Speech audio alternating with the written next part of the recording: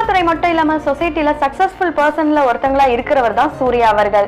இப்ப வரைக்கும் இவரை பாக்குறவங்க இவங்க அப்பா சினிமால இருந்தாரு, அதனால இவர் ஈஸியா சினிமாக்குள்ள வந்துட்டாரு அப்படின்னு சொல்லுவாங்க. இருந்தாலும் சூர்யா அவர்கள் பல அவமானங்களை கடந்துதான் இந்த நிலைமைக்கு வந்திருக்காரு. அது எல்லாத்தையும் பத்தி தான் இந்த வீடியோக்குள்ள நம்ம இப்ப பார்க்க போறோம். நம்ம எல்லாருக்குமே நடிகர் சூர்யா அப்படின்னு சொன்னாதான் தெரியும். ஆனா இவருடைய ரியல் நேம் சரவணன். இவர் ஜூலை 23, 1975 சென்னையில பிறந்திருக்காரு.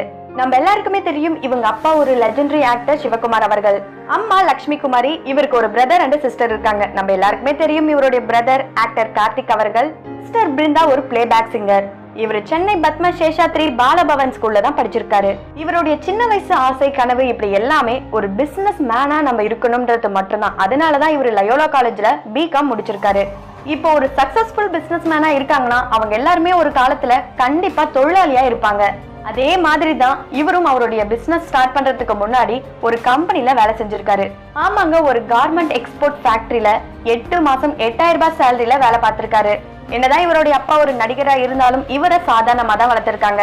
இருந்தாலும் ஒரு ஆக்டருடைய பையனா இருந்தா அவரை கண்டிப்பா போட்டோ ஷூட் பண்ணிருப்பாங்க. அப்படி இல்லைன்னா சினிமாக்குள்ள வாங்க அப்படின்ட்டு கேட்டிருப்பாங்கல்ல, அதே மாதிரிதான் இவர்கிட்டயும் கேட்டிருக்காரு டைரக்டர் வசந்த் அவர்கள். ஆனா சூர்யா அவர்கள் எனக்கு ஆக்டிங்ல இன்ட்ரெஸ்ட் இல்லைன்னு சொன்னதுனால 1995 வசந்த் அவர்களுடைய இயக்கத்துல வெளியான ஆசை படத்துல அஜித் அவர்கள் நடிச்சிருக்காரு.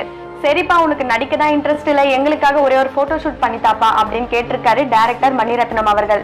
சூர்யா அவர்களும் அவருடைய வார்த்தைகளுக்கு மதிப்பு கொடுத்து போட்டோ ஷூட் நடத்திருக்காரு. அந்த போட்டோவை பார்த்த மணிரத்னம் அவர்கள் என்னுடைய ப்ரொடக்ஷன்ல நீ அடுத்த படத்துல நடிக்கணும்ப்பா அப்படின்னு சொல்லிட்டாராம். அந்த வகையில சூர்யா அவர்கள் 1997 வசந்த் அவர்களுடைய இயக்கத்துல வெளியான நேருக்கு நேர் படத்துல தளபதி அவர்கள் கூட இணைஞ்சு ஒரு அசத்தலான நடிப்பை கொடுத்திருக்காரு. ஆல்ரெடி சினிமா துறையில நிறைய சரவணன் இருக்காங்கப்பா, அதனால இதுக்கப்புறம் உன்னுடைய ஸ்டேஜ் நேம் சூர்யா இப்படின்னு சேஞ்ச் பண்ணிருக்காரு டைரக்டர் மணிரத்னம் அவர்கள். இப்படி 22 வயசுல தாங்க ஆக்டிங் கரியரை ஸ்டார்ட் பண்ணிருக்காரு சூர்யா அவர்கள். இந்த ஒரு படத்தை தொடர்ந்து காதலே நிம்மதி, சந்திப்போமா, பெரிய அண்ணா, ஜோதிகா அவர்கள் கூட இணைஞ்சு 1999 பூவெல்லாம் கேட்டுப்பார், திரும்பவும் விஜய் அவர்கள் கூட இணைஞ்சு ஃப்ரெண்ட்ஸ், இது போல பல படங்கள் நடிச்சிருக்காரு. சூர்யா அவர்கள் இவ்வளவு நல்ல படங்கள் நடிச்சிருந்தாலும் அவர் நினைச்ச மாதிரி அவருக்கு வெற்றி கிடைக்கலன்னு தான் சொல்ல முடியும். பொதுவாவே ஒரு மனுஷன் எந்த ஒரு சர்ச்சையிலும் சிக்கலனா அவருடைய பிசிக்க வச்சு நிறைய பேர் கேலி கிண்டல்கள்லாம் பண்ணுவாங்க. அப்படிதாங்க சூர்யா அவர்களுடைய ஹைட்டை நிறைய மேகசின்ல கிண்டல் பண்ணாங்க. நடிக்க தெரியல, சரியான ஹைட் இல்ல, டான்ஸ் ஆட தெரியல, இவரெல்லாம் ஒரு நடிகரா, இப்படி பல கேலி கிண்டல்கள் எல்லாத்துக்குமே ஆளாயிருக்காரு சூர்யா அவர்கள். இப்படி எல்லாம் ஒரு பக்கம் நெகட்டிவ் டாக்ஸ் எல்லாம் போயிட்டு இருக்கும் போதுதான் சடனா யார் இந்த புது ஹீரோ அப்படின்னு சொல்ற அளவுக்கு ஆள் அடையாளமே மாறி வந்தாருங்க.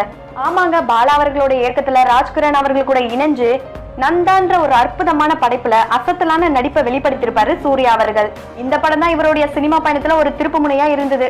நீ எல்லாம் நடிகரான்ட்டு யாரெல்லாம் இவரை கிண்டல் பண்ணாங்களோ அவங்க எல்லாருக்குமே இவர் இந்த ஒரு படத்து மூலியமாவே பதிலடி கொடுத்திருக்காருன்னே சொல்லலாங்க. ஏன்னா இந்த படத்துக்காக best actor for Tamil Nadu state film அவார்டும் வாங்கியிருக்காரு. இதை தொடர்ந்து உன்னை நினைத்து, மௌனம் பேசியதே படங்கள் எல்லாம் நடிச்சிருக்காரு. திரும்பவும் ஜோதிகா அவர்கள் கூட இணைஞ்சு 2003 ஜிவிஎம் அவர்களுடைய அசத்தலான ஒரு கதைக்களத்துல போலீஸ்னா இவர் தான்ப்பா போலீஸ், இப்படிதான் இருக்கணும்னு சொல்ற அளவுக்கு காக்க காக்க படத்து மூலியமா சூர்யா அவர்கள் பெஸ்ட் ஆக்டர் அவார்டும் வாங்கியிருக்காரு. இதை தொடர்ந்து விக்ரம் அவர்கள் கூட இணைஞ்சு பிதா மகன், ஒரு மாற்றுத்திறனாளியா பேரழகன் படத்திலும் நடிச்சிருக்காரு. என்னப்பா இந்த மனுஷன் அவருடைய உடம்ப இந்த அளவுக்கு வருத்தி ரசிகர்களுக்காக இவ்வளவு நல்ல படங்களை கொடுக்கறாரு, இதுக்கப்புறம் என்ன மாதிரி கேரக்டர் எல்லாம் பண்ண போறாருன்னு நம்ம எல்லாருமே எதிர்பார்த்துட்டு இருந்த தருணத்துலதான் மணிரத்னம் அவர்களுடைய இயக்கத்துல வெளியான ஆயுத எழுத்து படம் மூலியமா ஒரு புரட்சி நாயகனா வலம் வந்தாருங்க. அதுக்கப்புறம் மறதிகளை நம்ம இப்படியும் வெளிப்படுத்தலாம் அப்படின்றதுக்கு உதாரணமா ஒரு சைக்கோ த்ரில்லர் மூவியை தான் ஏஆர் முருகதாஸ் அவர்கள் கொடுத்தாரு. ஆமாங்க, கஜினி படத்துல ஒரு சைக்கோ ஹீரோவா நடிச்சிருப்பாரு. காதலிச்ச பொண்ணும் பையனும் இல்லாம அவங்க லைஃப் மேரேஜுக்கு அப்புறம் எப்படி இருக்கும், இப்படி பல பேருக்குள்ள பல கேள்விகள் எல்லாம் வந்துட்டு இருந்த அந்த சமயத்துலதான் ஜில்லுன்னு ஒரு காதல் படத்துல ரொம்ப அழகா சொல்லியிருப்பாங்க. குடும்ப சென்டிமெண்ட்டுக்கு வேல் படம், அதுக்கப்புறம் இது எல்லாத்தையுமே ஒன்னா கலந்த ஒரு கலவையா ஜிவிஎம் அவர்களுடைய வாரணமாயிரம் படத்துல அப்பா மகன், லவ், கேங்ஸ்டர், ஆர்மி, இது எல்லாத்தையுமே ரொம்ப அழகாவே இந்த ஒரு படத்துல காட்டியிருப்பாரு. இதை தொடர்ந்து அயன், ஆதவன், சிங்கம், 7ஆம் அறிவு, இது போல பல வெற்றி படங்களை நமக்காக கொடுத்திருக்காரு. இதனால இவருக்குன்னு தனி ரசிகர் பட்டாலுமே இருக்காங்க. இப்படி கெரியர் மட்டும் சக்சஸ்ஃபுல்லா போலங்க, அதை தொடர்ந்து அவருடைய பர்சனல் லைஃப் எடுத்துக்கிட்டோம்னா காதலும் இவருக்கு இந்த கெரியர் மூலியமா தாங்க ஸ்டார்ட் ஆச்சு. ஆமாங்க, ஜோதிகா அவர்கள் பூவெல்லாம் கேட்டுப்பார் படத்து மூலியமா அறிமுகமாகி ஜில்லுன்னு ஒரு காதல் படத்துக்கு அப்புறம் இவங்க 2 பேருமே ரியல் லைஃப்லயும் பேர் ஆயிட்டாங்க. இவங்களுக்கு இப்போ தியா அண்ட் தேவன் 2 பசங்க இருக்காங்க.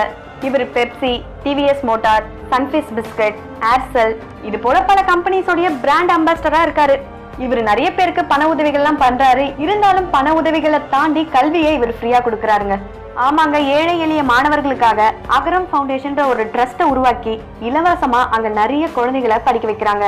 இந்த அகரம் ஃபவுண்டேஷன் மூலியமா படிச்ச நிறைய பிள்ளைகள் இப்ப நல்ல பொசிஷன்ல இருக்காங்க. அதுக்கு உதாரணமா இங்க ஒரு ஸ்ரீலங்கா பெண்ணா படிக்கிறதுக்கு யாருமே இடம் கொடுக்கல. ஆனா அந்த பொண்ணுக்கு நல்ல எஜுகேஷனை கொடுத்து இப்போ நல்ல நிலைமையில இருக்காங்கன்னா அதுக்கு காரணம் சூர்யா அவர்கள் தான். காச நோயால அவதிப்படுற ஏழை எளிய மக்களுக்கு இவங்க இலவசமா மருத்துவ உதவியும் பண்றாங்க.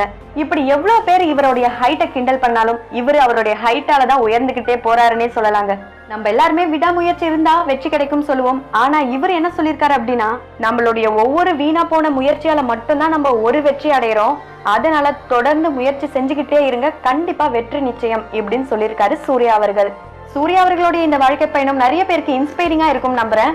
அட என்னப்பா நம்ம பண்ற எல்லா முயற்சியும் வீணா போதேன்ட்டு யாருமே கவலைப்படாதீங்க. கண்டிப்பா இந்த முயற்சிகள் தான் உங்களுக்கு வெற்றியை கொடுக்கும்.